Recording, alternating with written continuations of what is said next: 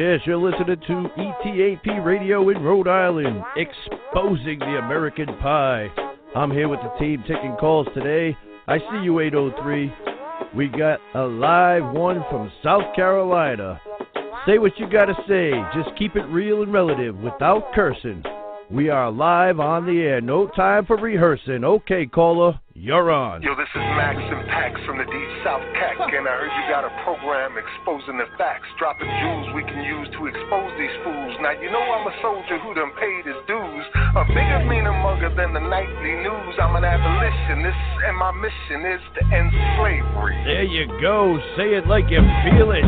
Next caller. Each life is uneven. The serve to the people is not equal. Lack of respect, violence is legal. The cops beat you. Crooks in high places divide races, lying to our faces, supplying us with biased information. Psychological tools corrupt my living environment. Pacify the youth, now they have a sense of entitlement.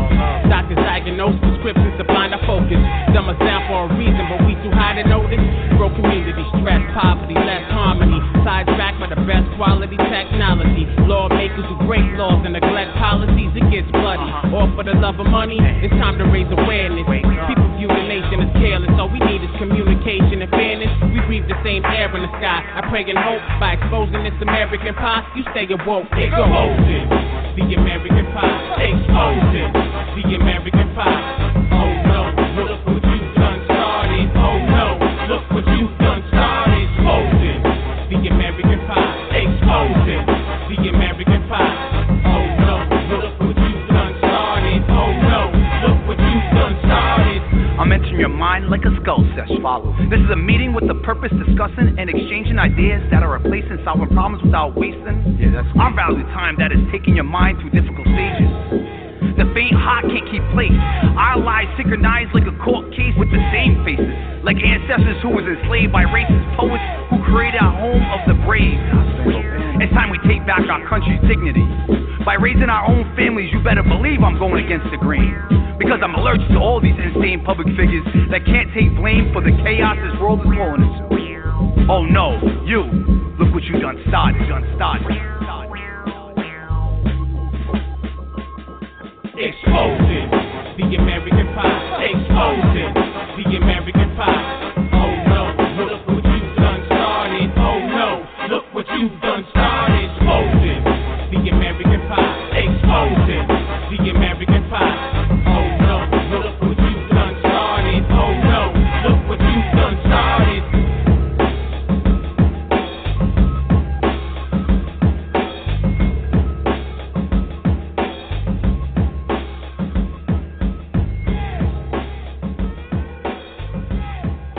Abolition.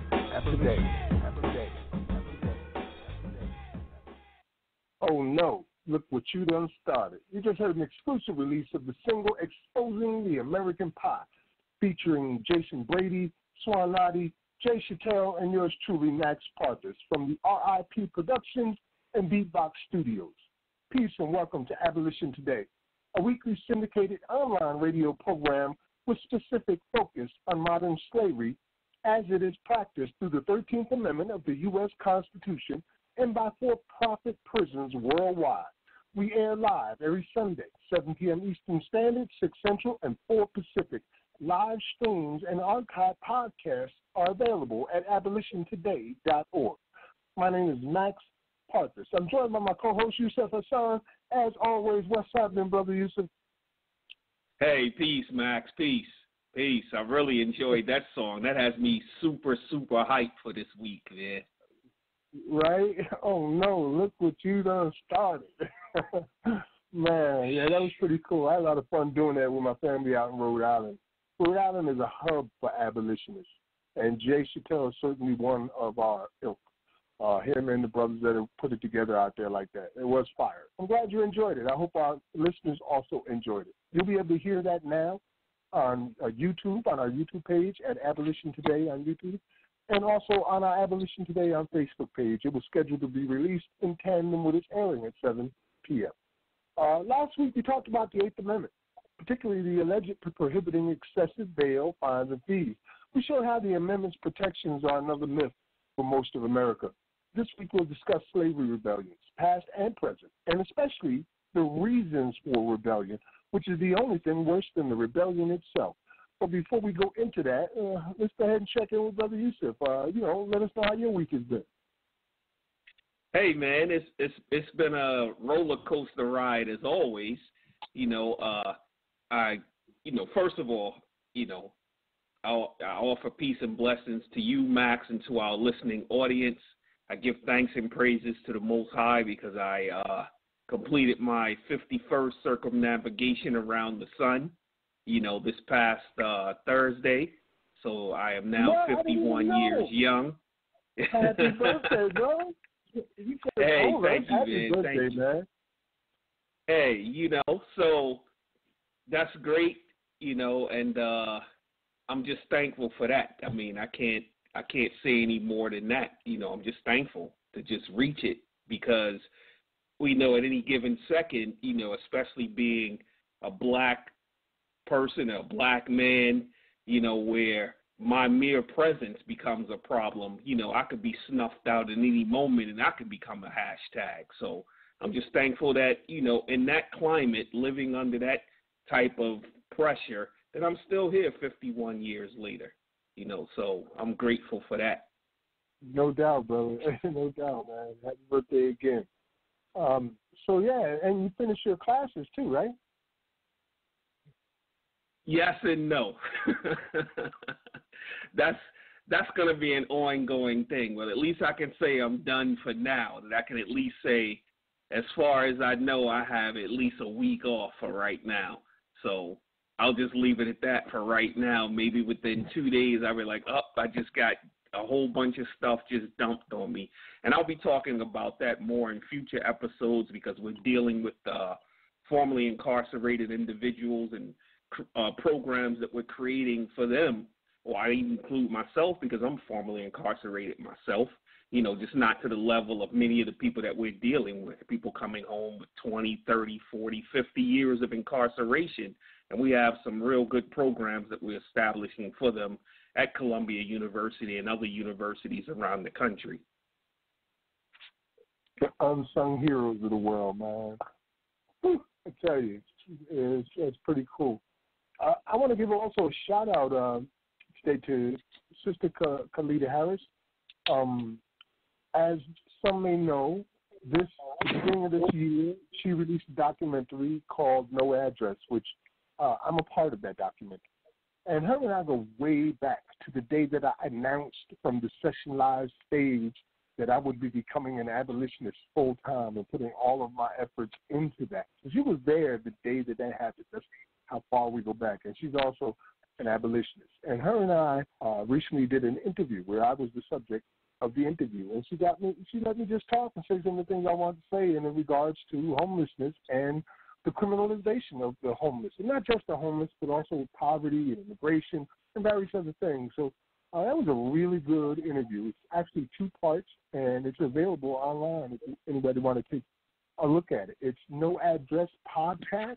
I believe that's .com, but we will provide you with a direct link to it either way. Awesome. Yusuf? Yeah, I haven't had a chance to watch that No Address, and that's one of the things that I'm going to put at the top of my list to take care of this week. Like I said, having some time off, I can catch up on a lot of things, and that's definitely at the top of my list, just checking that out, because we know, and you hit on it, the criminal, when we covered it in the criminalization of poverty, that we know what it does to those that are homeless as well. They get hit even harder. And in fact, someone asked me about the photo that we actually have on our Blog Talk page, the photo that's up that has the poverty on the left, prison on the right, and it's like a conveyor belt. Someone had asked me about how can they get a hold of that photo. I got it from a Google search, honestly. So I don't know who to credit to at this point. This week it's on there, but I've had it on for like 6 weeks. And I guess I could put it on my page. So if you want to, you can get it from my page at Max Parks. Okay. So go check out my page after the program, and I'll have it up there then. Awesome.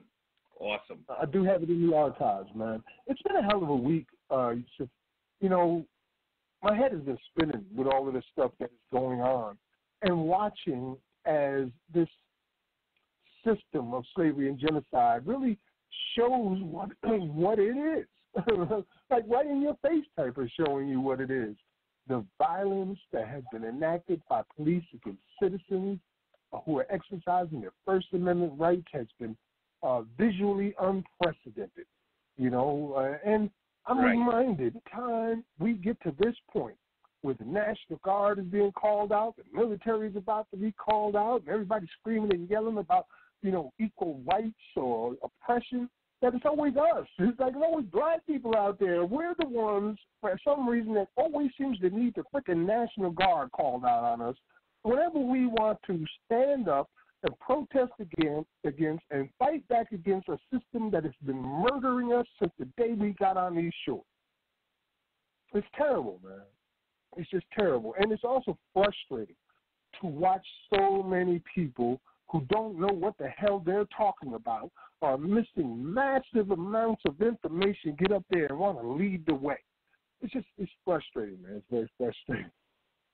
You know? Yeah, I know you probably feel like I do. Oh, absolutely. And, you know, it was a pretty good article that appeared in the Washington Post this week that actually stated police are reacting to protest against police violence with more violence. You know, and, yeah, so I don't know what made me just pause there for, I don't know. I don't know what made me pause. Like someone else hit the pause button on me, but it was me.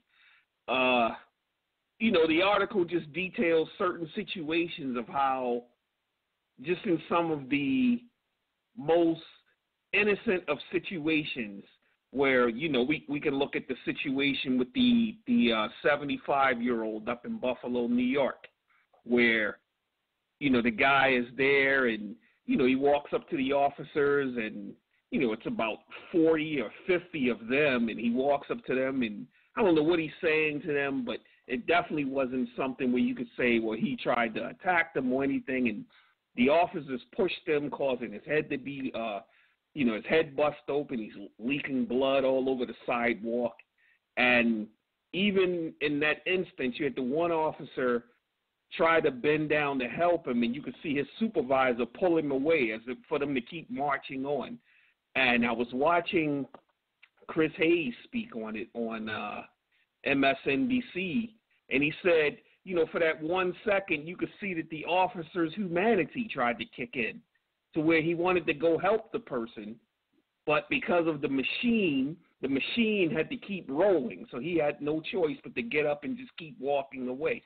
And so that's what we're seeing, that these officers are operating like a machine, that they have no human interaction any longer. And it's something that I'm going to cover later in the program about one officer's program that he's trying to establish to take that mindset away from police officers, Max. Well, we played on air the clip from Do Not Resist. We heard the people that are training these policemen, telling them to go out and commit these acts of violence, and then when they go home to have the best sex ever. Remember that one? You know, you feel like Superman. Definitely remember You're that. a cowboy. Mm-hmm. Yeah, and I'm seeing so many of these as well, these acts of violence by police committed on citizens just exercising their rights. I've seen people with bullet wounds to the head. I've seen them aim and fire specifically at reporters of color, journalists of color. I mean, like, at one point, there's an image going around right now where you can see police aiming one of their weapons at a toddler, where the toddler is sitting on the brother's back, and, you know, his oldest son. Right. And they've got it pointed at a 55-year-old. You know, it's horrible to see this, but it's exposing them, exposing the American pie. It's showing you exactly what you're dealing with. And, you know, there are a lot of arguments going on right now about good cops, and even the possibility that you can have such thing as good cops. Personally, I don't think that's possible. I don't think that you can be involved in an evil system and still call yourself good. You can go to church every day of the week. You can save 1,000 lives a day. You could be like Mother Teresa, but if you're participating in an evil system, then you, by default, are evil. You know, all you got to do is take one life, and all the lives you've ever saved don't mean nothing. You're a murderer just like anybody else. So, you know, we're contributing to the problems here. And, you know, when I hear these conversations about good cops, bad cops, I think I don't ever remember hearing anybody from the Jewish Holocaust have a conversation about who was a good Nazi and who wasn't. I don't remember that conversation. Nobody had that conversation, but we have it here. So, yeah, that's where I'm at on Right. that. You never hear that conversation. You don't hear it. You don't hear that. Nobody in the Congo is saying, you know, all those soldiers that were working with King Leopold, they weren't all bad. Some of them were good people who were cutting off our arms and killing us and enslaving us. Some of those are good people. That's not how it works. It's a fact that good people can support an evil system. If not, there wouldn't be a Germany. Because Germany's not all evil people. It wasn't all evil people in World War II or World War I. But there was certainly enough bad people or good, so-called good people supporting an evil system to commit a global genocide.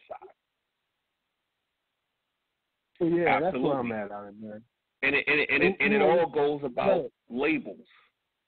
It all goes about labels, something that I don't want to get ahead of myself on this, but when we look at the way we label things, see, because if you have a group and you label that group a certain way and I become a part of that group, then no matter how I conduct myself, because I'm a member of that group, then I'm associated with the label that goes to that group. You know, so if you have a terrorist organization and I become a part of that organization, even if my goal is to go in there and to eradicate that or whatever, make whatever changes or whatever ideals that I have when I join, and then I go in and they're still doing everything that they're doing, then I'm a part of that. So, yeah, you have guys who, you know, start out as little kids, you know, 4 years old, 5 years old, saying, hey, I want to be a policeman when I grow up.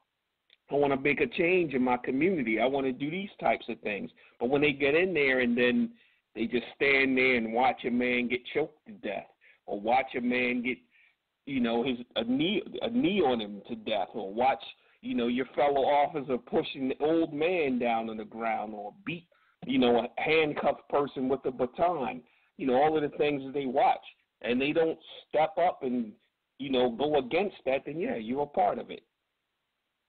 You're a part of it. That's right. And, you know, it doesn't matter the color of your skin. If you're a part of that system, you're a part of a system of slavery. End of conversation.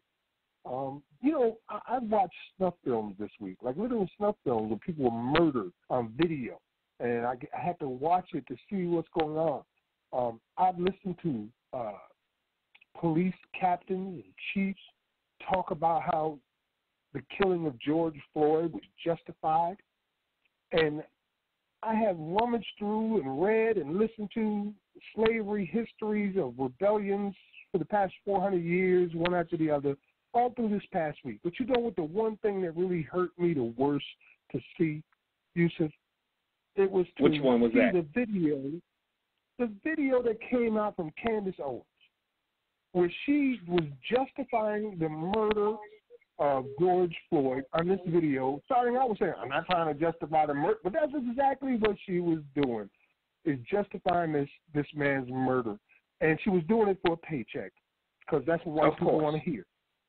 And she said at one point that black people are the only people that uplift their lowest, uplift their worst people, and turns them into martyrs. That was about the part where I couldn't take it anymore and I had to shut it down. Right, to make it about something. I didn't even watch it. And, you know, if I'm going to be a journalist, I'm going to have to force myself to watch some of the things that I know that I just don't want to watch, you know. So, yeah, so it's like, Yeah, man. She said Tommy Lahren and some of the other. I just can't listen to them, but I'm gonna have to start forcing myself to listen to them. You keep your enemies closer. You have to pay attention to what they're planning and doing and saying, because we got to be ready to counter these things. Yeah, because I already know what she's gonna say. We're lifting the worst of our people up into martyrdom. We always do that. We're unique in that.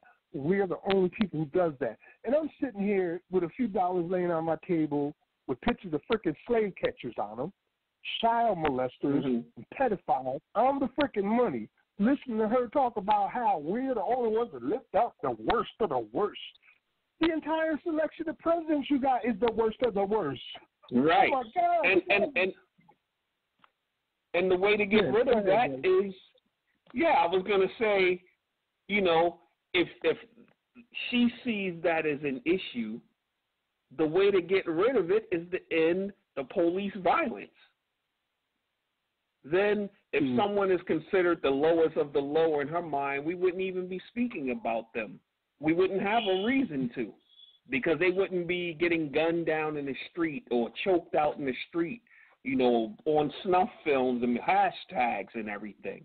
But it doesn't matter if it's the worst in her eyes. I mean, what about the ones that they love to go to? They love to call out, or what they consider someone that should be uplifted. I mean, look at Philando Castile. Law-abiding citizen, loved by his community, loved by his employer at the school, loved by everybody, lawful gun owner. Didn't stop him from getting killed. They're not trying to hear that, man. It's like I had to tell a friend today.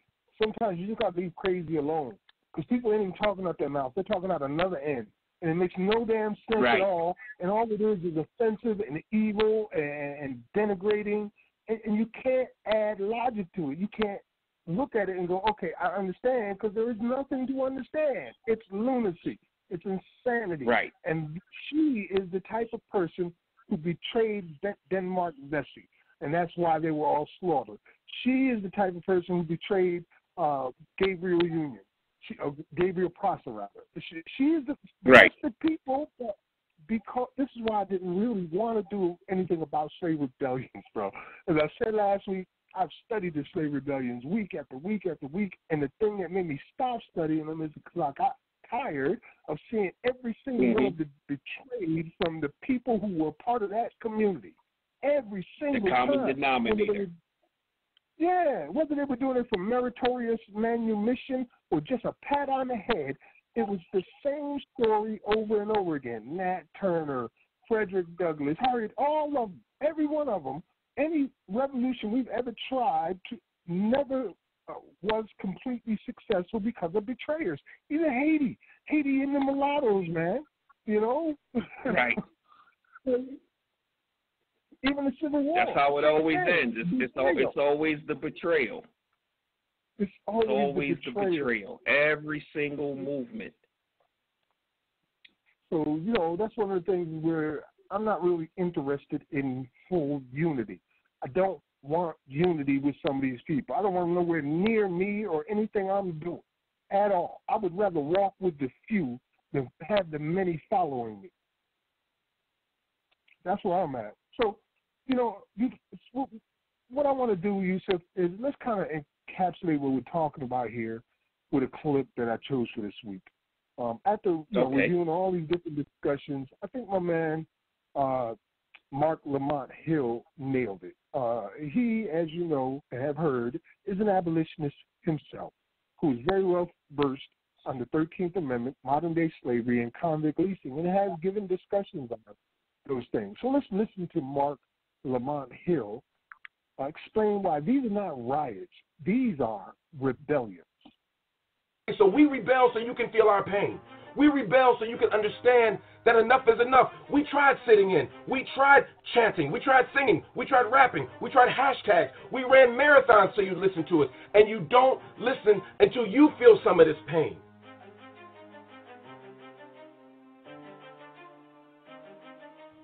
On Monday, May 25th, George Floyd was killed by Minneapolis police. he was unarmed, and he wasn't resisting arrest. Ever since that moment, the city has been up in arms. There have been protests that have gotten more and more intense over the days. The most recent protests have been so intense that a Target caught on fire, that things were destroyed, and the media and citizens are saying, why are these people rioting? Well, I'm going to tell you why. First of all, these are not riots. Riots are irrational, they're random, they're just brutal acts of violence with no rhyme or reason, with no purpose. These are rebellions. Rebellions are organized acts of resistance against an unjust system. What's happening in Minneapolis is no different than what happened in Detroit in 1967, what happened in LA in 1992, what happened in Ferguson in 2014. What's happening is people who have finally said, we have had enough and we are going to do something about it. People say, well, why now? Because we're tired. Black death happens every day. If black folk rebelled every time something happened that should not happen, we'd be rebelling all day. But we don't do that. But there comes a point where you've had enough. And right now we're at a moment where we can't turn on the television, we can't go to social media without seeing somebody who looks like us put down like a dog, killed by the state, killed by random white citizens, just because we're committing the crime of being black and outside. We're tired of it. We're tired of being one phone call away from a disgruntled white woman with an unleashed dog from being sent to a lynching. We're tired. We're tired. And the problem is, y'all don't listen until we do something. Martin Luther King said, the riot is the language of the unheard. Well, these rebellions are the language of the unheard. This system does not listen to Black death. Black death is ordinary. Black death is common. No other race is on the news or on social media getting killed day after day after day without any warning. Only black folk. So the reason why we have to do this is to get the nation's attention. And how do you get the nation's attention? By damaging their property and by making them feel as unsafe as we feel every single day. Now, that's not to say we should go around killing people. That's not to say we should just burn stuff up just to burn it down. But every once in a while, we have to make our voices heard. We have to make our pain known. And sometimes that means stopping a cog in the wheel of capitalism. Sometimes that means shutting down a Target. Sometimes that means stopping the status quo. When people say, oh my God, they're looting, they're stealing. That's the same outrage we feel by exploitative business. That's the same outrage we feel when a government is willing to open up the country as soon as they realize there's only black folk dying. The same unsafety and vulnerability that y'all are feeling right now, we feel every day. So we rebel so you can feel our pain. We rebel so you can understand that enough is enough. We tried sitting in. We tried chanting. We tried singing. We tried rapping. We tried hashtags. We ran marathons so you listen to us. And you don't listen until you feel some of this pain. People are saying, well, you're destroying your own neighborhoods. Look how irrational these people are. Again, stop framing black people as irrational. We're not destroying our own neighborhoods. That Target might be in the hood, but we don't own it. Those businesses might be in our neighborhoods, but we don't have a financial stake in them. The truth is, our neighborhoods have been occupied and colonized since we've been here. So when we are pushing back and burning stuff down, and when we are destroying things, it's not because we don't have a plan. It's because y'all haven't listened to Plan A or Plan B or Plan C or Plan D. So by the time we get to this stage, this is all we have left. So if you want there not to be rebellions, if you don't want to see these cities on fire, then listen to us when we tell you we're in pain. Listen to us when we tell you we're vulnerable. Listen to us when we tell you we're unsafe. Listen to us when we tell you, America, you've got to do something different, because if you don't, everybody's going to experience what it's like to be in America. Everybody's going to experience what it's like to be a nigger in America. That's what he said. They bleated it out, but I said it out loud. Yusuf? Right. He hit it right there. He hit the nail on the head right there, man. And that's what this is all about. And even Kareem Abdul-Jabbar, who, in my opinion, is the real GOAT, you know, now that Muhammad Ali is no longer with us, it's like that baton should be rightfully passed to Kareem Abdul-Jabbar. And he actually did an op-ed in the LA Times this past, or he did it on May 30th. It's called Don't Understand the Protest? What you're seeing is people pushed to the edge. And he said what Mark Lamont Hill said, just a little more eloquently, but he said the same exact thing, that people are just worried about the wrong stuff. Everything is about, property. They're not talking about lives. So he breaks it down in his opinion column.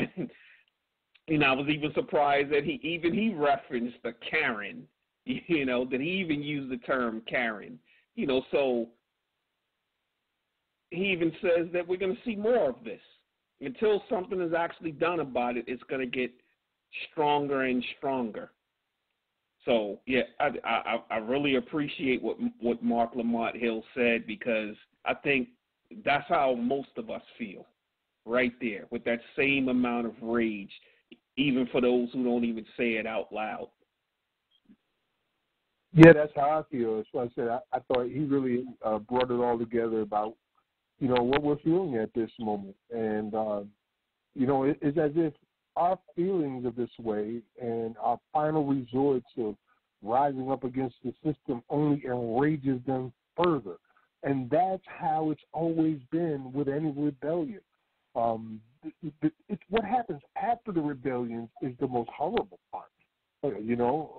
With this one right here, you can expect that with all these cameras that they got on, with the facial recognition, with everything that's happening, there's going to be thousands of people going to prison when the smoke clears. They know your names by now. They know your faces. They know your houses, everything, man. They see your license plate. If you think you're going to get away with it, you are probably not. And they're just not rounding everybody up right now because they're collecting their data and their information. They may even have your phones tapped now so they can find out where you're getting your information from. But, you're not really going to get away with it at this point. This is where we're at, technologically speaking. And I also like to say one other thing, too.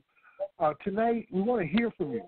So at any point, if you want to join the conversation, except, of course, when one of the tracks are playing, just press number 1 on your phone. And in order to press number 1, you have to have the number 515-605-9814. 515-605-9814. Just dial that number and then press 1 and put your hand up so we know that you want to talk. We're hoping our brother will call in from Angola prison today. I've been speaking with him now for weeks, trying to get him on the air, but, it's not an easy thing to do when you're enslaved in a cage. Right. Max, what you just said really hits the nail on the head. With where my mindset was when I first said, well, hey, we should do slavery rebellions, but I wasn't really even thinking about the historical ones, because I had the same feeling that you had, that everyone ends in, some person on the inside destroying the rebellion. But you just really touched on something really big, and I have a whole bunch of articles that we're gonna post up on our page, where if we look at Ferguson, hold on, I want to get the title of the one article that I wanted to mention first.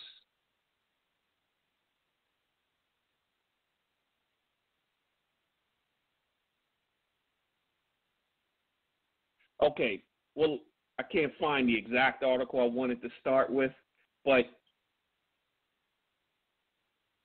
we saw a criminalization of black protest, and we know what happened with COINTELPRO. We can go back and look at how they used the media for COINTELPRO, and they put that label of being extremist.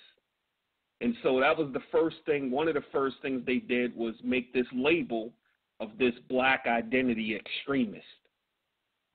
See, you have to criminalize the people first before you can go after them.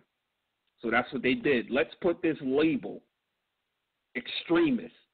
And then you look at that word in today's climate, when we look at, the so-called war on terror and all of these things, we know that one of the main things that they push all the time is extremism. That's a code word that's saying that these group of people are going to be killing white people. That's what they really mean when you peel back the onion on everything. So you label them with this label that criminalizes them.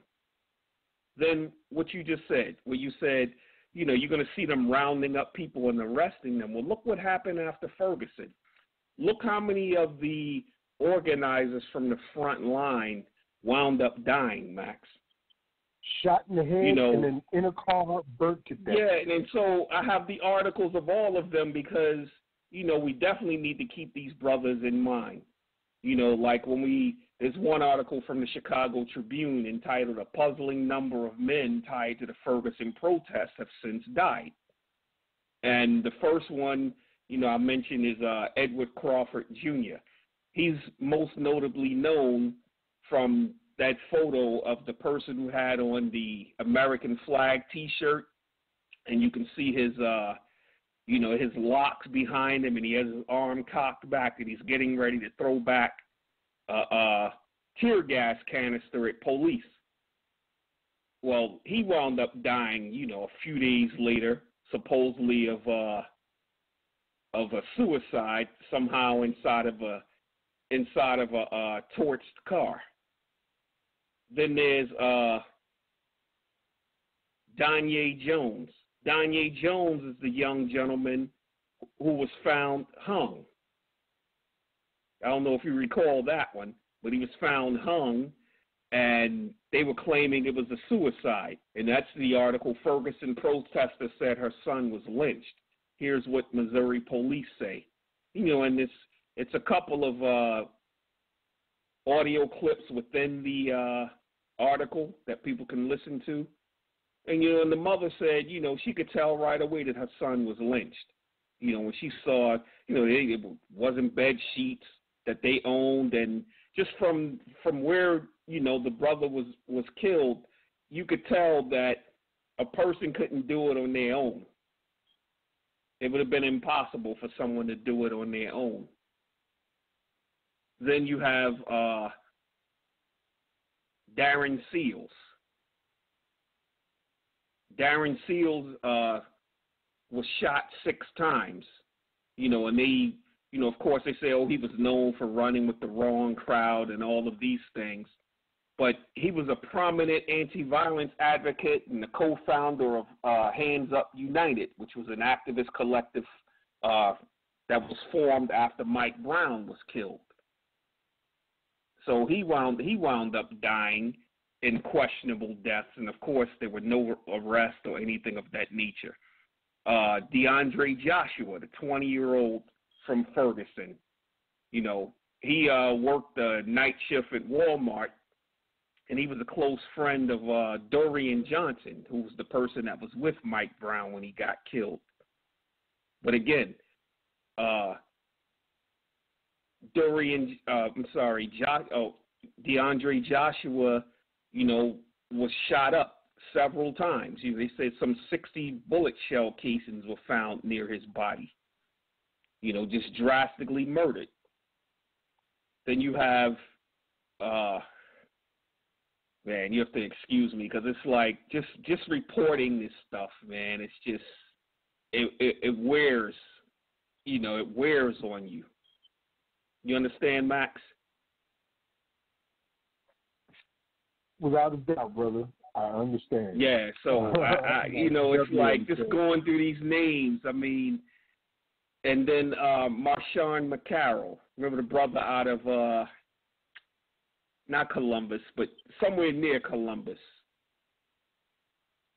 and Cincinnati? Supposedly, yeah, that's the one from Ohio, and they claim that he shot himself on the Ohio State House steps, and saying that supposedly had the post saying my demons won today. I'm sorry, but of course everyone who knows him, they're like, nah, that's not what happened.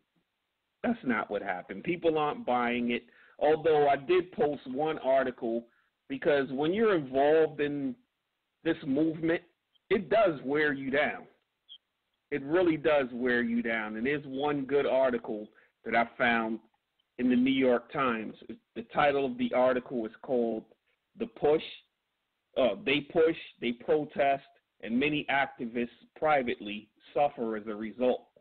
And it deals with some of the things that, being an activist, that you wear, that wears on you, like behind closed doors, So, I know you go through it as well, Max, but I know just how I feel going into a show and coming out of a show and all of the things that happen during the week. And you're like, wow, why are not more people catching on to this when we're laying it out piece by piece, or they're seeing it on their TVs every single day, or in their neighborhoods every single day, and a lot of people are living in fear, and then now people are being labeled, and, those that are getting involved are being killed, just as the same as happened, on the plantations, anyone who was against whatever the program was, they would have to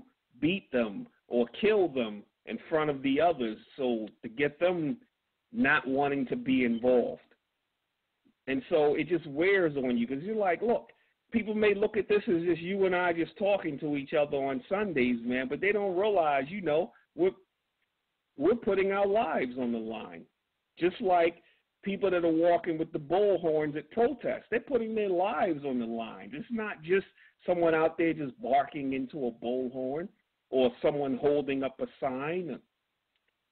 You're really putting your life on the line, and so it wears on you. So I definitely understand, but I still don't buy it as saying people were actually committing suicide. Not the way these happened, because we know how they do. We know. Hell, they killed the president, and made it look like one person did it. So we know how these things go. But it's a couple other articles that I, encourage people to read. One about the activist Raheem Mulligan, the Dallas activist who they actually, not only did they label him a black identity extremist, but they actually tried to take him to court for it and take him to trial for it. But there's also the article where it says the government prosecution of a black identity extremist fell apart. Meanwhile, white supremacists are on the march. And that's from 2018. So we can see how things have progressed since then. But, going to our title, the criminalization of protest, that's how they're doing it. They're labeling people. Then you have a president talking about sending out thousands and thousands upon thousands of troops, out to establish law and order, as he says. So, he's been dying to have this military presence on the streets. That's just something that he's always wanted, because that's some stuff going on in his head, that he needs to make himself feel important. Here he is, he's in the most important position in the world, and he still doesn't feel important, because there's something going on with him. But getting back to where I was, Matt, because you can see I'm ranting. There's a lot of stuff going on in my head this week. All of the articles will be up. I wanted to talk about the First Amendment itself, just in reading it. Sorry. For those who've never read the Constitution or have never read the First Amendment, it says Congress shall make no law respecting an establishment of religion or prohibiting the free exercise thereof or abridging the freedom of speech or of the press, of the right of the people peacefully to assemble and to petition the government for redress of grievances. So that's what it says on paper. The right to assemble allows people to gather for peaceful and lawful purposes, and also the right to association and belief. And the Supreme Court has said that this right and freedom of association and belief is established in the First, Fifth, and 14th Amendments. And it's also recognized as a human right under Article 20 of the Universal Declaration of Human Rights, which was established in the UN General Assembly in December of 1948. So on paper, everything sounds good. You have a right to protest. You have a right to assemble. You have a right to this as a human right. But what we're seeing play out is that you don't have a right to do this, and it's becoming more and more criminal, and they have these agent provocateurs who are actually coming in and stirring, sorry about that, that are actually stirring up things to change the narrative. Because what we saw is here are the people who are protesting, and it happens over and over. It starts out about why the people are protesting, and then it becomes about property damage, about looting, about stealing, about burning down things, and it's no longer about why the people are out there. And that's why I call them agents provocateur, because, yeah, I believe that, many of these groups like Koch and ALEC are actually paying people to actually go out there and do that. And then there are also people that really have a problem with the government that are out there doing it as well. So that's where I am on this, Max. Thank you, brother. I appreciate calling all those names out. It's probably the first time anybody's ever put those names all together under this particular story, because it's true. Many of the leaders of the Ferguson movement were murdered after that. Just like they're going to do it to you again this time, because you don't know what you're dealing with. You have to really put it in perspective. You think It's some kind of unjust system or broken system. This is a system of slavery and human trafficking. And as I say every week on the program, everything you expect to happen in a system of slavery and human trafficking is happening in a system of slavery and human trafficking. And, we pointed the fingers at some of the slavery overlords, including ALEC, who we've shown is writing our laws throughout the United States. They have literally privatized legislation. So some of the laws that they've been pushing out are mind-blowing. I got a couple of lists here that I want to go over real quick, and then we'll take our music break. But remember, we want to hear from you. So if you want to, you have something you want to say or offer, just call us and press 1. But this one comes from First Amendment Watch, where they were saying that back in 2017, 6 states passed laws limiting freedom of assembly. And those states were Arkansas, Georgia, North Dakota, Oklahoma, and South Dakota. They enacted legislation that was criticized as having a chilling effect on demonstrations. And Virginia passed a bill to criminalize anti-police protests. But Governor Terry McAuliffe, also they point out what happened after Charleston, where they put this new bill out that would protect drivers who hit protesters.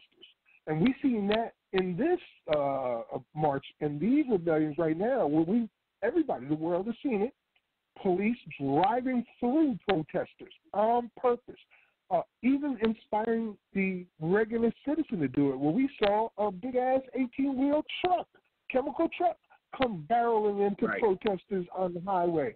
And there's a photo that's on our page from the police chief. And I don't have the photo in front of me, so I'm just going to paraphrase it. But it basically had a picture of a car running people over in a cartoonish fashion and saying, nobody gives a damn about your protest, get out the street. And then it says, to scoff at black people in particular, Black Lives Splatter. That's what the shirt said on a freaking fired department chief that publicly took this picture to make this statement. So, these bills came out where now they're trying to criminalize and police protests, which is what we're having right now. And there's a site that I found called the U.S. Protest Law Tracker, ICNL. And they put together a constructed map of all the states that have been enacting legislation that is contrary to our rights as citizens to gather and protest. And I'm going to read some of them to you right now, just basically. On a U.S. federal level, the Executive Order 13809 giving riot gear and other military equipment to local police. And then, also federally, the DOT legislative proposal, new federal criminal penalties for protesters near pipelines.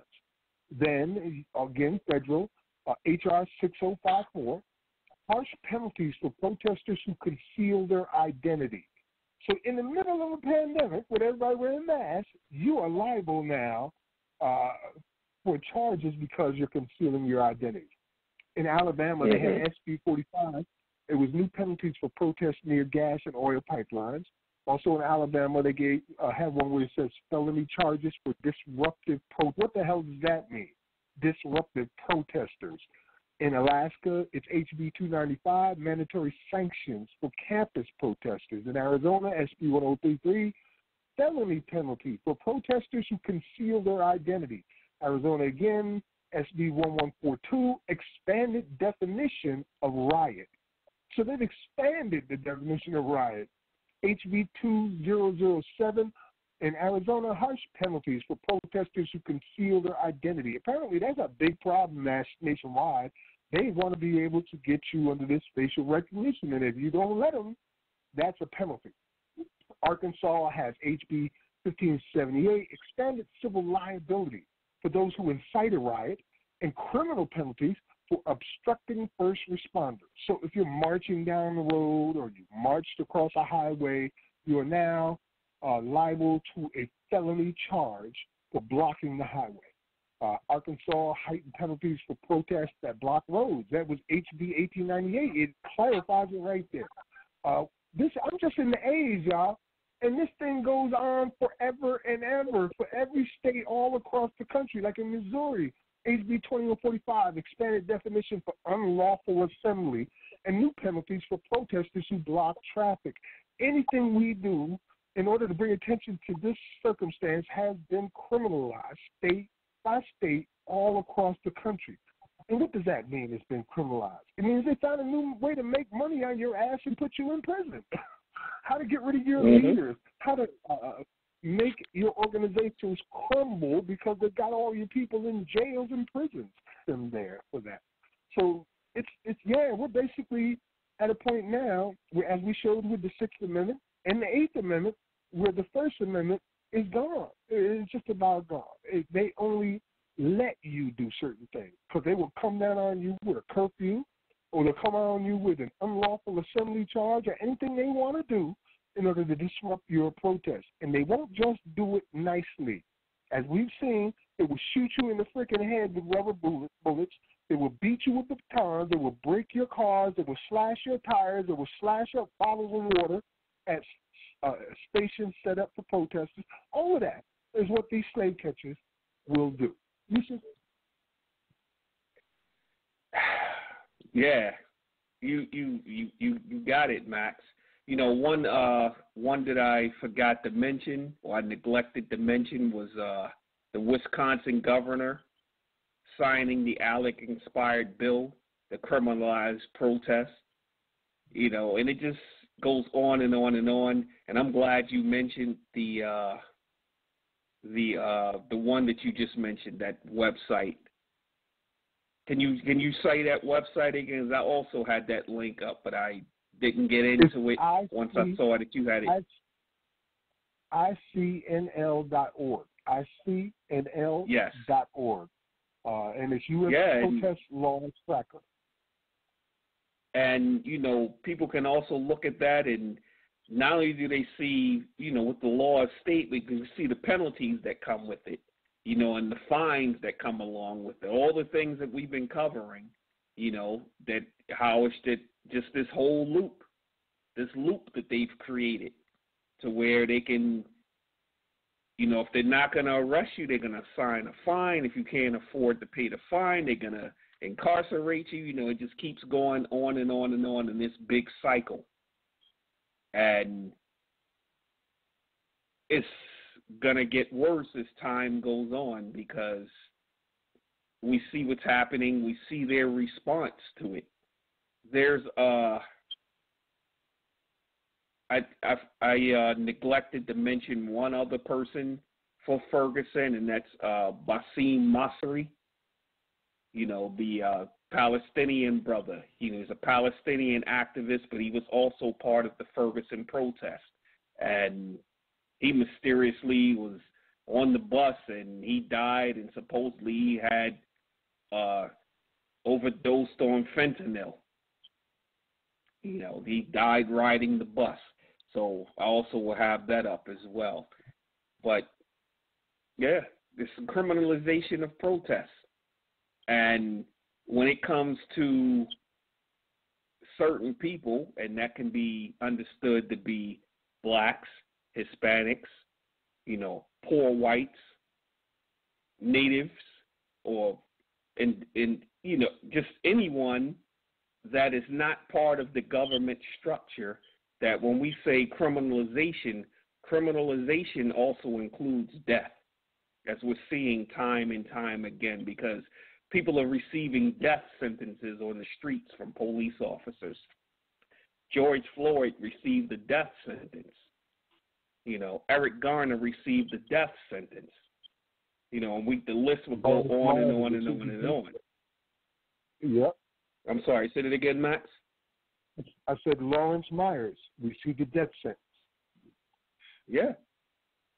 Tamir Rice, death sentence. Well, I do want to offer some hope and say that it doesn't always stay this way. That freedom comes sooner or later. It happens. We rise up and freedom comes. So you got to have some hope. It's not going to be like this forever, and you can see the changes in people's hearts and minds occurring. Hey, Yusuf, I want to play our music break, but before I play that, I want to play a short clip, and then I want to play our music break. We can talk about it all after we come back on the other side. But I think people need to hear, first of all, a call that came across the New York Police Department's radio transmitter. I'm not even going to describe it. You just need to hear it, and then it'll be in your head, and you know. And after that, we're going to hear a max mix with the We Charge Genocide group, the young activists of We Charge Genocide speaking on the issue, followed by Donny Hathaway's Someday We'll All Be Free. So here you go. So we have a group of people blocking traffic on Albany and Dean Street. They're refusing to let the orange go eastbound on Dean Street and Albany. So we're stuck here. Run them over. Shoot those motherfuckers. Don't put that over yet. Abolition. Today. We are always unsafe, living in our skin in this country. It's a permanent condition. Our people are stopped, we are frisked, we are criminalized, we are targeted, we are invaded, we are jailed, and we are killed. The machine grinds on, and we struggle to identify one culprit, one officer, one bad apple, but there isn't just one. So many of us are afraid to speak the word. We are afraid to lay claim to it. It's too awful to believe. No. It seems too conspiratorial, too pessimistic, too alienating, too something. Yet there it is on the forefront of our minds and at the tip of our tongues. When we are feeling brave and safe among those we love and trust, we sometimes whisper the word. Genocide.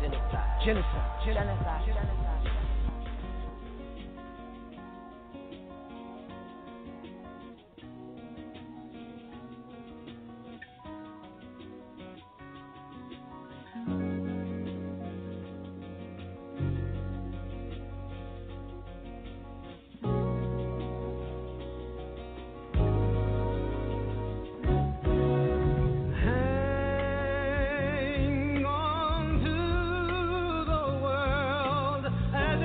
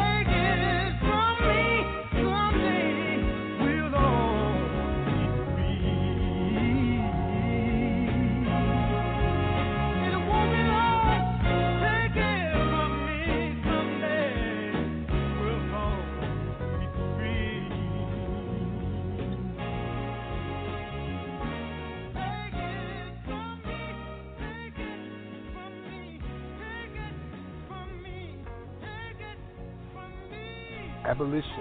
Today. Donnie Hathaway, take it from me. Someday we'll all be free. Hey, I just want to say 770-284. We see you. Your hand up, and we're going to bring you in a second. Before I get to that, I just want to give my brother Yusef an opportunity to comment on the things we just heard. You know, not surprising with the clip from the NYPD. Not surprising at all. And Donnie was right on time, man. As always. Yeah. As always. You know, we sometimes don't really realize what we were blessed with when we listen to people like Donnie Hathaway and Gil Scott-Heron and the last poets. We were just blessed, man. And that's why, you know, I tell you so much how much I love and appreciate you, man, because you know, you're them. You know, being the poet, you know, you are a descendant of that creative genius. So, yeah, I tell you all the time, man, that you're loved and appreciated for real, man. Thank you, brother. I appreciate that indeed. But, you know, when I look at myself, I don't see those things. I always see somebody who is never going to be as good as, but I'm here, and I understand that. I'm here right now, and I'm willing, and that is enough, I think, to be able to make change. I may never be able to do the things my ancestors and our ancestors have done, but I can make a difference, and I will make a difference. And with that being said, I bet you we got another difference maker on the line. 770-284. You are live on the air on Abolition Today with Max Parkins and Yusuf Hassan.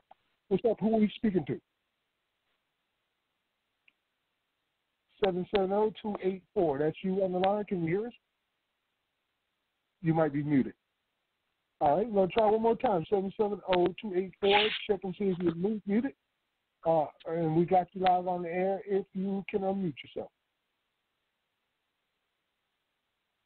All right, looks like you switched lines, so maybe you got disconnected. Here we go. 770-284. You're on Abolition Today with Yusuf Hassan and Max Parkins. What's your name? Where you calling from? And what are your comments or questions? Peace. This is Palmetto Star, the Ratchet Revolutionary. Hi. What's going on, Max? What's going on? What's going on, people? How y'all doing? Hey, peace, brother. Peace. Welcome. Good to hear your voice, man. Oh, likewise. I just love the content that you guys are going over. It's a crazy time to be alive. You know, I just want to encourage all of my people to go forward and realize that chattel slavery is still here, is in the prison, and now is the best time more than ever for us to really free everybody. You know what I'm saying? So this is the time for abolitionists and the time for revolutionaries to push forward and have no fear in their pursuits. Take the hill or die, man. I definitely take the hill or die. No doubt, Palmetto. Yeah, that is the time we're in. Take the hill or die. We have to take this to its ultimate conclusion. Yes.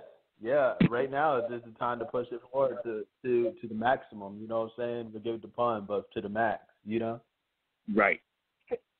Let me ask you a question, Palmetto. and this is the question that somebody asked me recently. What do you think of the sign, the Black Lives Matter sign that was put on the streets of Washington, D.C.? What do you think of it? Of the street sign? Yeah, where they put it across the road you talking about the street sign? Black Lives Matter. Yes. Well, this is my thoughts on it. As you know, I've been active in the movement. In Atlanta out here, I was there on the first meeting of the Black Lives Matters organization that was here. You know what I'm saying? And they had courted me for a long time to become leadership there. But when they found out, I wasn't of their, let's say, sexual orientation, they sort of backed away from that. So to me, the Black Lives Matter sign, I'm just wondering, where the hell did Black Lives Matter come back from? Like they came back from almost obscurity from 2016. They're coming back from the dead, basically. From 2016, now they're just popping up in all these mainstream mayonnaise media outlets and getting talked about over and over again. I'm like, where did you guys come? I mean, I was there and I seen them disappear in 2016, and now they're back. I'm just nationwide in full force. So I'm very suspect of that organization per se. You know what I'm saying? And I've seen the inside, and it is very shady. You know what I'm saying? They definitely get their funding from big political sources, you know what I'm saying, and things of that nature. And I this is coming from somebody actually been in there and seen it, you know what I'm saying? So, I mean, I don't know. I mean, to me, it's a sign. All of this stuff is a progressive sign. And, a lot of times when, the people are, but it's just symbolic, you know what I'm saying? A lot of this stuff they're doing symbolically so that they don't have to deal with the real issues. Okay, we got a sign. So what? People are still in jail for a time bag. Sorry about that. Yeah. Yeah, that was my fault. Yeah, so that's my opinion on it. It's more or less more symbolic than it is of actual real change. Okay, we got a sign. Okay, I mean, and we got to look past that. Okay, we had a black president. Okay, we got to look past the symbolism and get to dealing with real issues. Real issues, right? You know what I'm saying? I pointed that out recently. Yeah, that's my point. I pointed out recently that in D.C., where black people make up half the population, the incarceration rates per 100,000 are for every one white person that is incarcerated in Washington, D.C., there are 19 black people being incarcerated.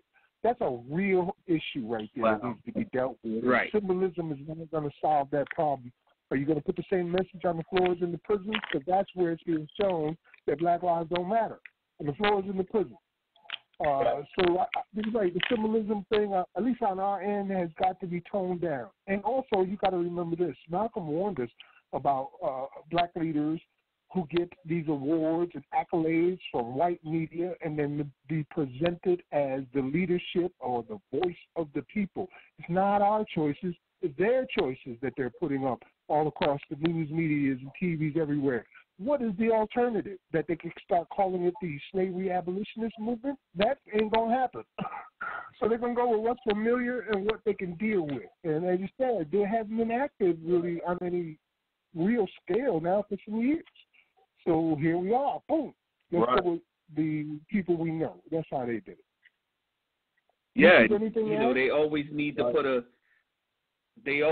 put a label on something. And like you just said, Max, that they can control, because they can't deal with a situation because I remember when the Mike Brown situation first happened, and it was just a large gathering, and the news media kept saying, who are the leaders? Who are the leaders? Like almost every reporter kept saying, who are the leaders? Because they need to identify somebody, and so they can start controlling the narrative. So you put someone out front and they say, okay, you know, they're going to dig up the background of the person because they want to delegitimize a movement. So the first thing they do is find out who the leader is so they can attack him and say, see, this is why you don't need to be following this person. And we know they've done that with every movement. And so they need a movement that's going to be more kumbaya-ish, you know, to where they want you just singing songs or chanting little slogans. They don't want, you know, people to be unled. So they need to control the leadership. We've seen that this is, and it goes all the way back to what you and I were talking about earlier, Max, of how, you know, every movement is always destroyed from within, you know, because they need someone there that has the voice inside that can say, well, we need this, we need to do this, and they want to take it in another direction. And I believe that's what Palmetto Star is mentioning, that, you know, because he was part of that movement, he knows firsthand what was going on. And I guess you're saying that what they're being portrayed as, that's not who they are. Am I understanding that correctly, brother?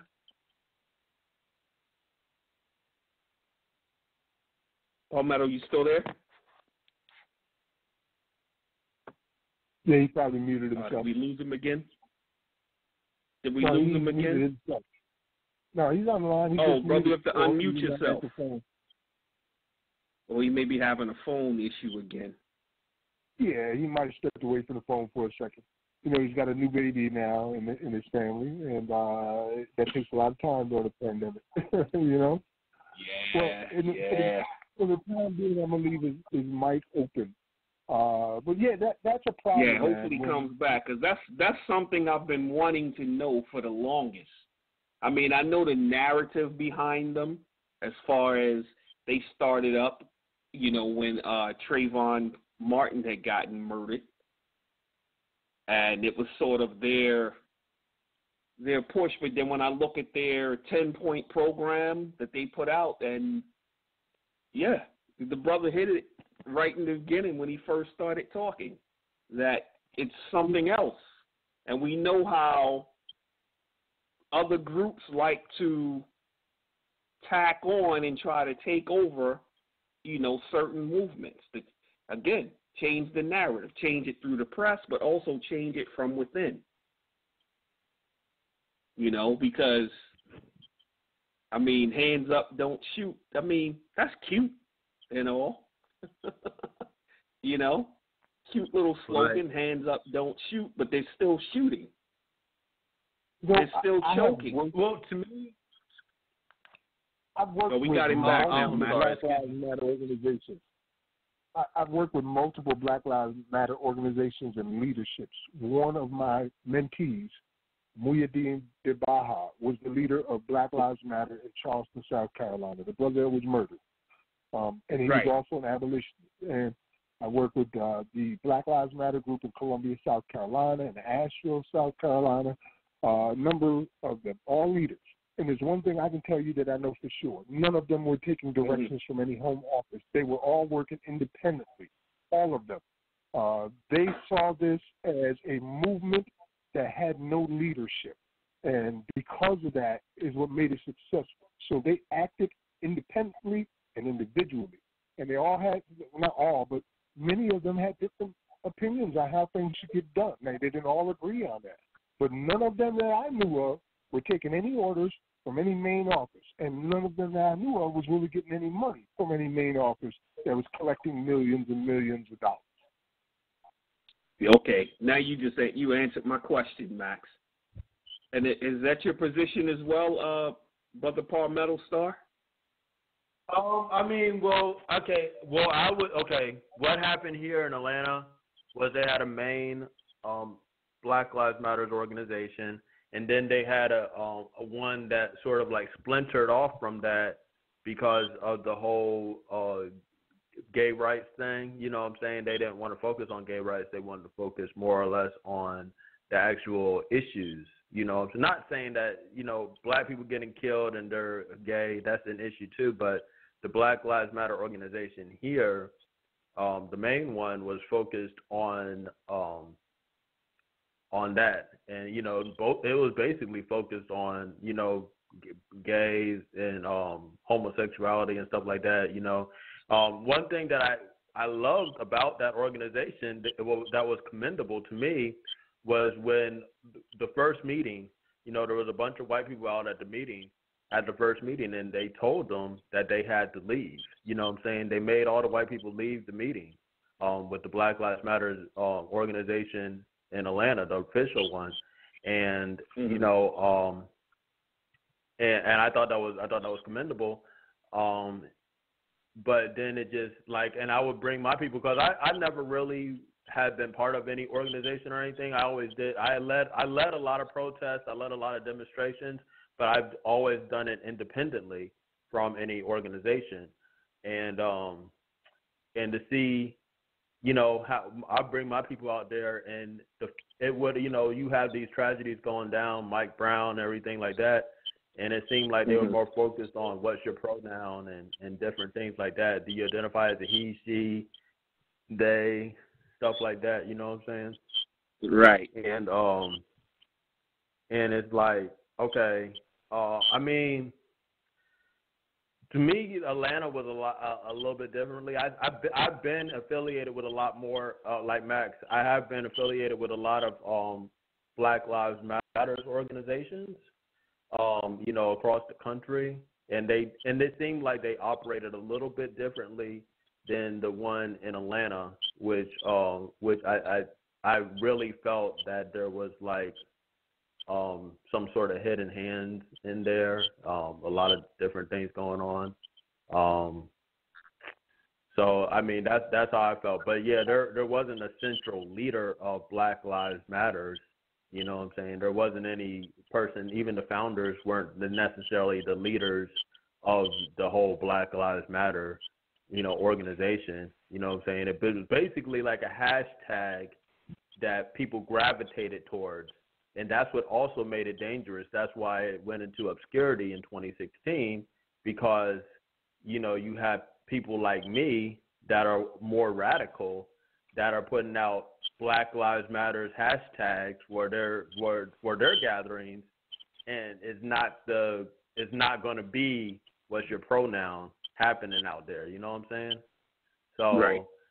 You know, I'm just wary of seeing this group that was basically went into obscurity in 2016, and to just jump back into prominence all of a sudden because of this event, or because of the whole George Floyd thing. It just raises, to me, if people are.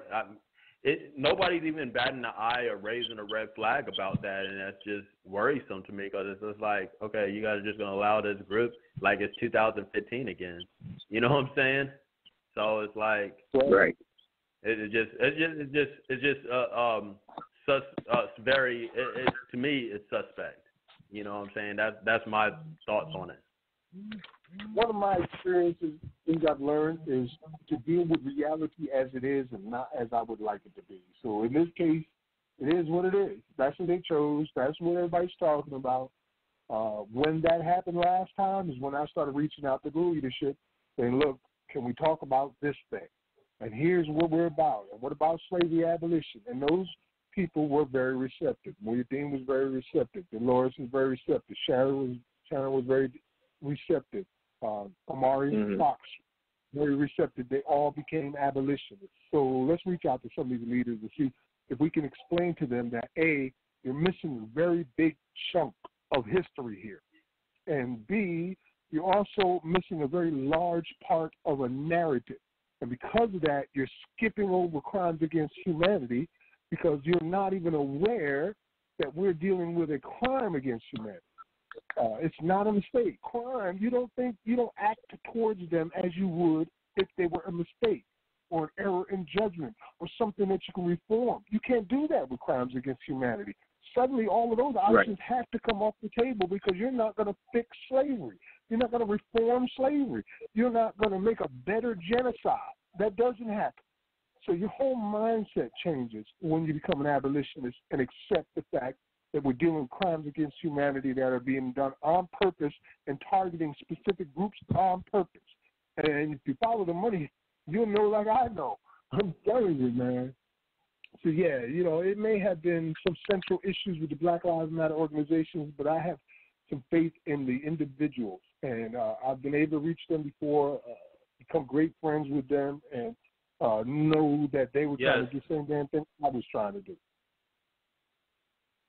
Facts, and that's exactly how I ended up dealing with them as well. I had got individual people out there that were more radical minded and more more progressive. You know what I'm saying? So I dealt with the individuals, but as far as like, I didn't have any problems with the organization as a whole, even in Atlanta. Even with both of the organizations, they did a lot of good work out there. It's just the fact that what I saw out there, especially because I was there. I'm talking about I was there on the first day, the first meeting. You know what I'm saying? I was there at the very first meeting of Black Lives Matters in Atlanta. You know what I'm saying? Yep. Like I was on the first airing of Blog Talk Radio. Same thing, right there at the birth of it all. Right. Yeah, I understand. Mm-hmm. Well, I don't want to. So I'm just saying it. Say again. Oh, can you guys hear me good? I'm on a different phone, so. Yes. Okay, but yeah, that's how I feel about the organization, and I just feel like, even though I think that the street crime and stuff like that is moving things in a progressive direction, it's still just symbolism. It's still absolutely just symbolism, and we gotta move away from symbolic gestures and get to quantifiable results. You know what I'm saying? Results that we can quantify. You know what I'm saying? Tell me how many people you're letting go of the jail right now. You know what I'm saying? The whole COVID thing and the protest thing has been a perfect storm, so to speak. You know what I'm saying? I don't think we could have asked for a more perfect storm than that. You know what I'm saying? Right. Well, thank you for your input. To see that happen, brother. Yeah, indeed. I really appreciate you. But you want to say a little bit more before we go to the next part? Well, if you hear my voice, then you're part of the revolution. I host a blog talk radio show called Too Raw for TV. We air every Thursday at 11 p.m. Eastern Time. As Max was saying, he was there on the very first Too Raw for TV program on November 4th, 2010. And we've been mentioned on CNN, Fox News, MSNBC. We've had guests like Charlemagne the God, Dr. Claude Anderson. But we are an action-oriented, conscious-based broadcast. And we air every Thursday at 11 p.m. Eastern Time, blogtalkradio.com/Too Raw for TV, and that's spelled out TWO. Yep, TWORAWFOUR TV. And also you could call in 516-453-9174. And if social media kicks us off all the time, that's another thing. Social media deplatforms us all the time. They've been doing that before. Before what's the guy's name? Alex Jones. They were deplatforming us before the Alex Jones thing. So you gotta hashtag the number 2 RAW the number 4 TV and any of your social media, and you'll see exactly what we've been doing and exactly what sort of work we've been putting in the community. No doubt, brother. Thank you again. And all middle star, back, man. I appreciate the you, man. Revolutionary. Huh? I said I appreciate you, Max, and the work that you're putting in too. No doubt, brother. Much appreciated. I said I appreciate you and Max. I'm gonna put you on the couch for a minute, all right? Okay, sounds good. All right, Yusuf. You want to follow up on any of that? Well, first of all, let me say, Alonzo has been trying to reach me from the prison right now, but he's trying to reach me video chat. and it's just not possible to do this program and video chat. So if you can hear my voice, Alonzo, or any of our callers from behind enemy lines, the number is 515-604-9814, 515-605-9814. Just press the number 1 on your keypad to let me know that you have a comment or question. All right, there you have it. Yusuf? I'm sorry, Max. I had to step away for 1 second. But I see we have we have another caller, or they just a listener? No, not yet. Not yet. I was saying that Alonzo has been trying to reach me via video chat, but I can't do the call for the program and video chat at the same time. So I put the number out there in case he's listening. He can call in. Because I see someone else on the board. You got 504 area code. 504. Yeah, if you want to speak 504, just put your hand up, and that'll show us that you want to say something. Press 1 on your dial pad. That'll let us know. All right, Yusuf. Okay. In the meantime, I have like a. Yeah. Oh, I'm sorry. No, that's it. In the meantime, so let's do the in the meantime part. Well, there's a 1 minute and 40-second clip that you were talking about the Alabama prisons earlier, and I came across a 1 minute and 40-second clip. As to this is what's captioned on the clip. It says, okay. Y'all not going to pay attention. Sorry? No, I Did said you say okay. something, Max? Oh, okay. No. It says, y'all not going to pay attention till they hurt a CO or riot, but Alabama prisons are overcrowded, and some are just as deadly as California's was. People are taking programs, have clear records, and still not being released. So this brother in this 1 minute and 40 seconds mentions one of the reasons behind why they're not why they're not being released. So I want to play that real quick. Alabama Department of Corrections speaking for all inmates in the Alabama Department of Corrections. October 2018, the Governor K. Ivey issued a moratorium against all violent offenders being considered for parole. In the wake of her moratorium, Lynn Hayes, the former chairman of Pardons and Parole, reconsidered and rescinded hundreds of inmates already granted parole. From there, the parole granting rate dropped from 54% to 22%. The legislation went on to grant the governor more power over the parole board. And what did she do? Appoint ex-Attorney General, retired Judge Charles Graddick, a man that has shown throughout his judicial and political career that he diametrically opposed anything used to give inmates a second chance, especially the parole board. Since Graddick was appointed, roughly 30 inmates might be considered on the 3 will make it. What does that do for an already overcrowded system?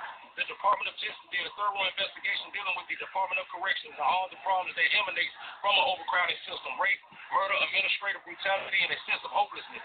They held them in violation of our 8th Amendment. That was over a year ago. The Department of Justice has failed as 3 months ago an inmate was beaten to death at Ventress. A week ago a man was killed at Elmore Correctional Facility. And found NXA police has cut an inmate with a knife days ago. All the problems that held them in violation of our 8th Amendment is just water under the bridge. Governor K. Ivey's solution, new prison. The same K. Ivey that issued an arbitrary moratorium against inmates. The same Governor K. Ivey that has an innocent black man at home and executed. The same K. Ivey that's a known racist. We all know about her blackface Jim Crow picture, with her making a mockery of the black experience in America. The same K. Ivey that had Core Civic and GEO Private Prison Corporation fund her gubernatorial election. And we can see why her only solution is new prisons. Amid the COVID pandemic, her solution for the overcrowded prisons was body bags. Department of Corrections. And there you have it. The brother. Can you hear me, Max? Okay, I wasn't sure if I was being heard or not. How did the video play out? Did it play out okay? No, I was barely able to make heads or tails of it. I heard a few things, but it was hard. I'm gonna post it on the wall. Yeah, I'm gonna post it on our page. But what he was mentioning is the governor appointed the former attorney general to be the head of the Department of Corrections, and all of a sudden, people who were eligible for parole and those who had already been granted parole but who hadn't been released yet, they were those approvals were rescinded.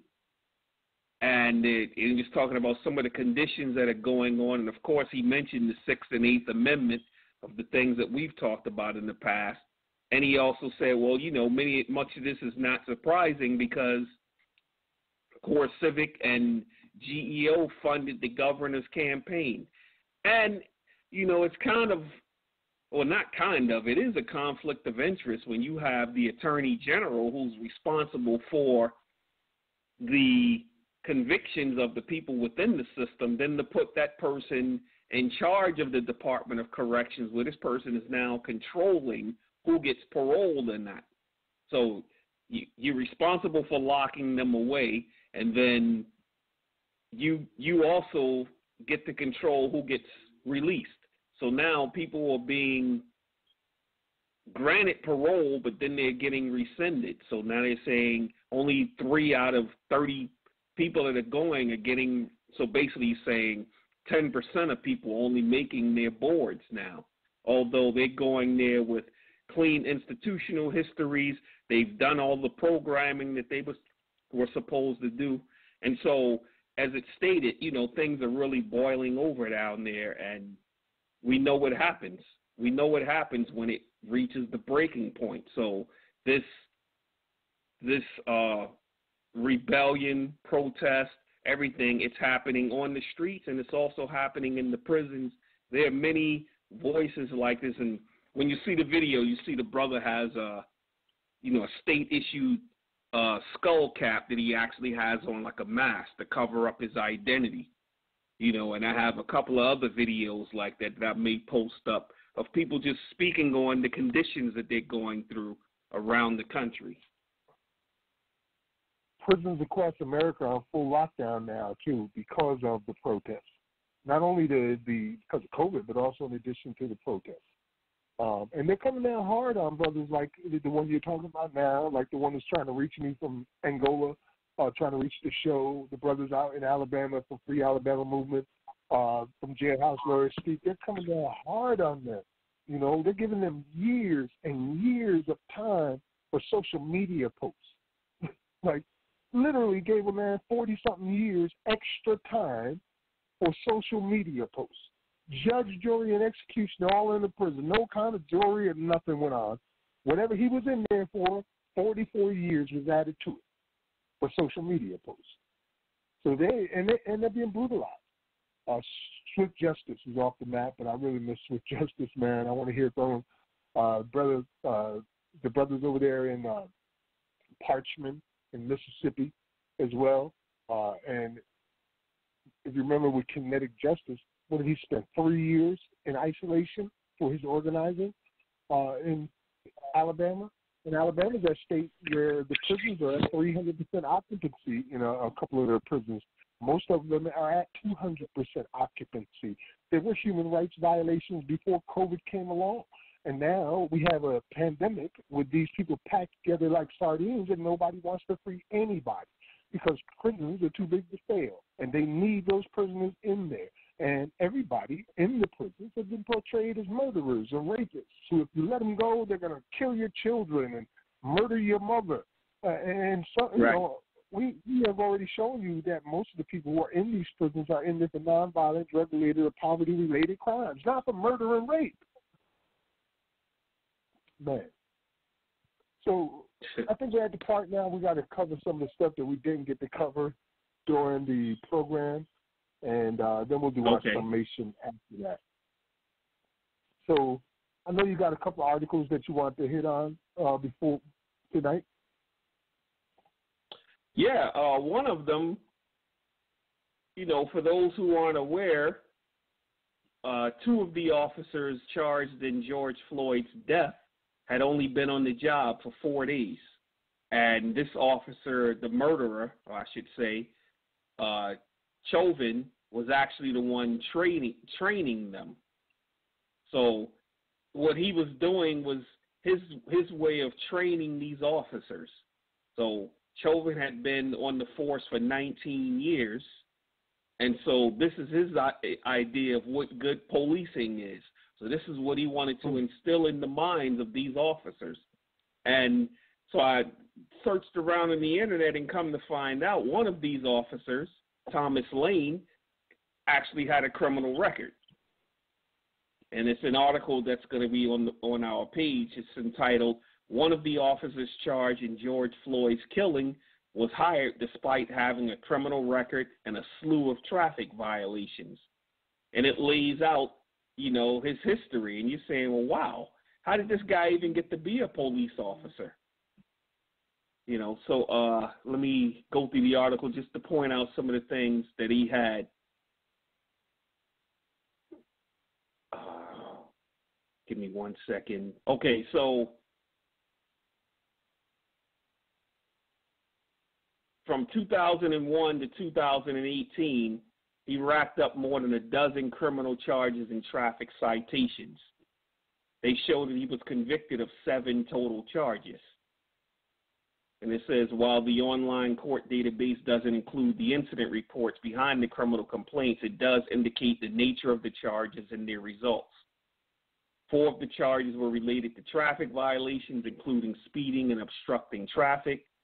2 were parking violations, but then he also had criminal charges. 1 was obstructing legal process, damaging property, unlawful assembly. How about that? And disorderly conduct. He was convicted of 1 count of obstructing legal process and 1 charge of damaging property. So it's even funny here. This guy who's at the center of the case, he's charged with he was convicted of unlawful assembly and damaging property. And I thought that was very ironic right there, just coming across that article. And the other one, and you and I both posted this link. Fox News apologizes for graphics showing stock market reactions to violence against black men. Yes, for those listening, you did hear that correctly. That's right. Fox News put up a graphic, and I'm going to read what's on the graphic. This is what they're saying, that the S&P 500, for those who aren't aware, Standard & Poor has an index of 500, the major companies. So the index of 500, that's what S&P 500 means. And the title is Percentage Change 1 Week After Event. So it's saying the percentage the market changes 1 week after any event where it's violence against a black man. So they have the MLK assassination, 2.9% change. Rodney King case acquittal, 1.2% change. Mike Brown death, 1.2% change. George Floyd death, 3.4% change in the stock market. And, it's misleading because you're hearing, 3.4%, that's no big deal. But that's really several hundred billions of dollars right there when you look at how much stock is trading. So when you say a 3.4% change, you're talking several $1 billion right there. So they've even found a way to monetize it, to monetize the killing of black men. So, and so they say, we apologize for the insensitivity of the image and take this issue seriously, their usual blah, blah, blah, blah, blah. But we know Fox News and its connection to the White House, and we know how the White House really thrives on the stock market. So this was definitely catering directly towards him to say, well, look, there's a 3.4% uptick, because that's the language they use. 3.4 uptick in the market since George Floyd's death. Max? I expected, we've documented here on this program where they find ways to turn any kind of protest or violence or death into a profitable resource. And but to hear it so cold-bloodedly come on a national news program and say, every time we kill one of you Negroes, we make money on it. And here's where we make it, right on the stock market. It's horrible, dude. It is horrible. Well, I got some news things I want to cover, unless you had more to say I just wanted to cover those two because I know we're getting late in the program, so I said I'll just limit it to those two. All right. I'm going to do a speed run on mine and just give you some quick headlines and maybe an opinion. First of all, Juneteenth has been declared a state holiday in Pennsylvania. And that's wonderful, but you're not celebrating the end of slavery because the end of slavery didn't happen. And as we said before, and as I've talked with friends of mine who lead these Juneteenth organizations, we have got to find a way to start educating our people about the truth instead of keeping a lie going. So please keep that in mind. This year, during your Juneteenth festivals, if you're to attend one, mention modern slavery and human trafficking, mention the millions of people behind bars incarcerated for the most ridiculous things. Then there's an article that came out from AFSC.org that said Quaker organization joins national call to defund the police. Well, that's all well and fine, but this show is sponsored by the Quaker organization Samer Urge. And Samer Urge is an abolitionist group. So while you're writing about people who are Quakers and are looking to defund the police, maybe you should write an article about Quakers who, after 150 years, are abolitionists again. Then there was this article, not an article, but a video that I suggest everybody see it if you really want to know about Joe Biden. And it's Joe Biden's bold thinking, shredded civil liberty. And it's not somebody writing about him. It's him telling on his damn self. You'll hear it in his own words, the most genocidal rhetoric that you could imagine coming out of this man's mouth.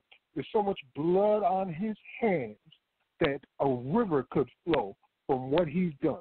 And the things he has admitted to is just outrageous. Then the Breonna Taylor's case has been reopened, and that's very important. Secret recordings revealed that New York cops admitted to framing citizens. They got it all on tape. That's another thing you can find on our page. And then finally, Ahmaud Arbery. When he was struck by that car and chased for 7 minutes before they murdered him. The man who did the videotaping apparently was the one hitting him. They had him running in circles as they hunted him like a wild freaking dog and finally killed him in public with a shotgun. So this news is just coming out, and that is off the charts. And here is my very last thing. A new study shows that 90% of American sheriffs are white. 90% of American sheriffs are white men. That is a problem, people. That's a problem, a real problem that is proof in itself of excessive racist environments that are being heaped upon the people of this community, of this nation. How in the hell can you have 95% white prosecutors and expect justice in a court? How in the hell can you as a black person or anybody non-white have 90% of all American sheriffs be white men and expect some kind of justice? It's ripe for racism. And as Yusuf was explaining earlier when he was saying that they promote it. They'll take you out as a trainee and show you how it's done. They'll kill somebody on your first day, so the rest of the stuff is easy. Let's get the killing out of the way first day. The rest of the stuff is easy. We are dealing with a serious issue here, people, and it's called slavery and human trafficking, and it's not a damn mistake. Yusuf? Amen, Max. Amen. All right, brother. You want to sum up this program for this evening so we can get into our final segment? We only got just enough for a quick sum up and then to get into our final segment. The revolution. Well, we want to summarize this. I think we've made the case for the criminalization of protest. That if anyone doubts it, we're definitely open to hear a rebuttal for it. But I think we've made the case that it is now, criminal. And it's going to become more criminal. They're going to think of new ways. That's how they feed the machine. That's what that 13th Amendment exception clause is all about. You have to get more creative with what's actually denoted as a crime. Max? All right. Well, I guess that comes to our final comments for the evening, or quotes, and then we're going to go into our last segment of the evening, which is the 12th installment of Bridging the Gap. And it's pretty powerful tonight. It's almost eerie how Fredrick Douglass's story, as we play it week after week, mirrors the realities of today. So it's important that we pay attention to what's happening in his story, because it's also happening in our story. All right, well, here's my quote for the evening. Let me say, also, a word in regard to the statements made by some of those connected with me. I hear it has been stated by some of them that I have induced them to join me, but the contrary is true. I do not say this to injure them, but as regretting their weaknesses. There is not one of them but joined me of his own accord, and the greater part of them at their own expense. A number of them I never saw and never had a word of conversation with till the day they came to me, and that was for the purposes that I have stated. Now I have done. John Brown's last words, 1859. I'm Max Parthas. I appreciate you being here with us every week, and I want to say thank you for being here tonight. Also, shout out to my brother, Palmetto Star, for calling in. I'll see you next week right here on Abolition Today. Follow me at Max Parthas on Facebook, Twitter, and YouTube. And please subscribe to our YouTube channel at Abolition Today. Peace. Wow, that was heavy, Max. And my final quote, anytime you live in a society supposedly based upon law and it doesn't enforce its own laws because of the color of a man's skin happens to be wrong, then I say those people are justified to resort to any means necessary to bring about justice when the government can't give them justice. Or when a black man strikes back, he's an extremist.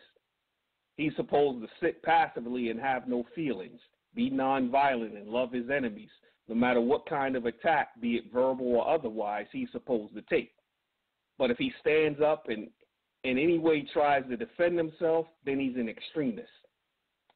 These are the words of Malcolm X at his speech at Oxford University Student Union Debate, December 1964.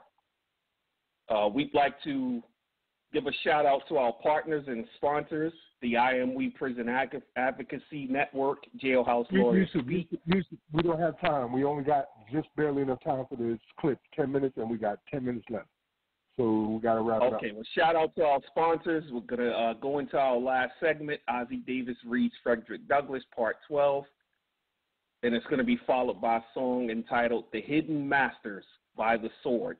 We'll be back June 14th. Until then, think about abolition today. Peace and blessings be upon you all. Thank you for tuning in. Abolition. Today. During my first meeting with John Brown, he told me that he had long had a plan which would accomplish the abolition of the slave system. He called my attention to a map of the United States and pointed out to me the far-reaching Alleghanies, which stretch away from the borders of New York into the southern states. These mountains, he said, are the basis of my plan. God has given the strength of the hills to freedom. They were placed here for the emancipation of the Negro race. My plan is to take at first about 25 picked men and begin on a small scale, supply them with arms and ammunition, post them in squads of 5 on a line of 25 miles, the most persuasive and judicious of whom shall go down to the fields from time to time as opportunity offers and induce the slaves to join them, seeking and selecting the most reckless and daring. They would run off the slaves in large numbers, retain the brave and strong ones in the mountains, and send the weak and timid to the north by the Underground Railroad. His operations would be enlarged with increasing number and would not be confined to one locality. He further proposed to have a number of stations from the line of Pennsylvania to the Canadian border, where such slaves as he might, through his men, induce to run away, should be supplied with food and shelter, and be forwarded from one station to another till they should reach a place of safety either in Canada or the northern states. Hating slavery as I did, and making its abolition the object of my life, I was ready to welcome any new mode of attack upon the slave system which gave any promise of success. I readily saw that this plan could be made very effective in rendering slave property in Maryland and Virginia valueless by rendering it insecure. Hence, I assented to this, John Brown's scheme or plan for running off the slaves. Late in September 1859, John Brown wrote to me, informing me that a beginning in his work would soon be made, and that before going forward, he wanted to see me, and appointed an old stone quarry near Chambersburg, Pennsylvania, as our place of meeting. When I reached Chambersburg, we talked over the enterprise which was about to be undertaken. Captain Brown now declared that it was his settled purpose to take the federal armory at Harper's Ferry, and he wanted to know what I thought of it. I at once opposed the measure with all the arguments at my command. To me, such a measure would be fatal to running off slaves, as was the original plan, and fatal to all engaged in doing so. It would be an attack upon the federal government and would array the whole country against us. Our talk was long and earnest. We spent the most of Saturday and a part of Sunday in this debate, Brown for Harper's Ferry, and I against it. He for striking a blow which would instantly rouse the country, and I for the policy of gradually and unaccountably drawing off the slaves to the mountains, as at first suggested and proposed by him. When I found that he had fully made up his mind and could not be dissuaded, I told him that his old plan was changed and that I could not go with him. In parting, he put his arms around me in a manner more than friendly and said, "Come with me, Douglas. I will defend you with my life. I want you for a special purpose. When I strike, the bees will begin to swarm, and I shall want you to help hive them." But my discretion or my cowardice made me proof against the dear old man's eloquence. Perhaps it was something of both which determined my course. When about to leave, I asked Shields Green, a fugitive slave from South Carolina who had joined Brown, what he had decided to do, and was surprised by his coolly saying in his broken way, "I believe I'll go with the old man." Here we separated, they to go to Harper's Ferry, I to Rochester. On the evening when the news came that John Brown had taken and was then holding the town of Harper's Ferry, I was speaking to a large audience in National Hall, Philadelphia. As I expected, the next day brought the news that with 2 or 3 men he had fortified and was holding a small engine house, but that he was surrounded by a body of Virginia militia, who thus far had not ventured to capture the insurgents, but that escape was impossible. A few hours later, and word came that Colonel Robert E. Lee, with a company of United States troops, had made a breach in Captain Brown's fort and had captured him alive, though mortally wounded. His carpet bag had been secured, and it was found to contain numerous letters and documents which directly implicated me, along with several others. This intelligence was soon followed by a telegram saying that we were all to be arrested. My friends urged me to move out of Philadelphia at once. I reached New York at night, still under the apprehension of arrest at any moment, and by devious means I finally reached Rochester in safety, but had been there but a few moments when I was informed that the governor of the state would certainly surrender me on a proper requisition from the governor of Virginia. My friends advised me to quit the country, which I did, going to Canada. From Canada I sent a letter to the Rochester Democrat and American, in which, among other things, I wrote, "I may be asked why I did not join John Brown, the noble old hero whose one right hand has shaken the foundation of the American Union, and whose ghost will haunt the bedchambers of all the born and unborn slaveholders of Virginia through all generations, filling them with alarm and consternation. My answer to this is, the tools to those who can use them. Let every man work for the abolition of slavery in his own way. I would help all and hinder none."